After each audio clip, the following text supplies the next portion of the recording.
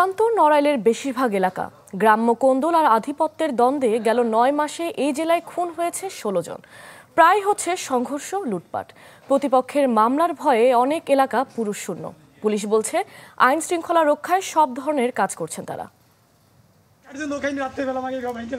নড়াইলের দিনমজুর হাসান মোল্লার কষ্টে গড়া বাড়িটি চোখের সামনে গুড়িয়ে দিল প্রতিপক্ষ।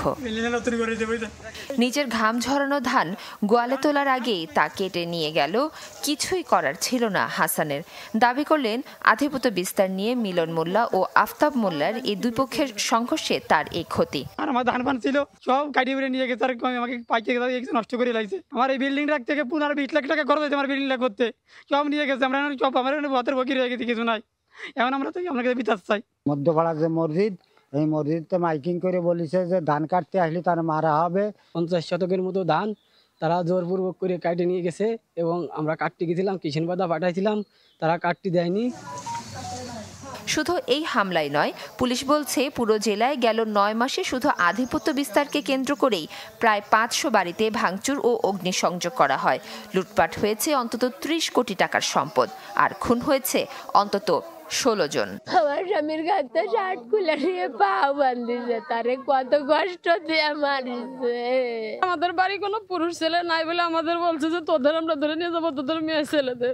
টুড়াই দিয়ে টুয়ে চলে গেছে। আর তারা বলেই মাটি দেওয়ার পরে আবার আইসে আমাকে হত্যা হামলা করবে, তো আমরা একটু নিরাপত্তা চাই। পুলিশের দাবি, এলাকায় আইন শৃঙ্খলা পরিস্থিতি স্বাভাবিক রাখতে সব ধরনের উদ্যোগ নেওয়া হয়েছে। থানা এলাকায় তো আমি 50-60 জনের বেশি পুলিশ রাখতে পারতেছি না। তো একই সাথে যখন 4-5টা জায়গায় কোনো ঘটনা ঘটতে থাকে, তখন আসলে সব জায়গায় পুলিশ ওইভাবে তো অ্যাড্রেস করাটা মুশকিল হয়ে যায়।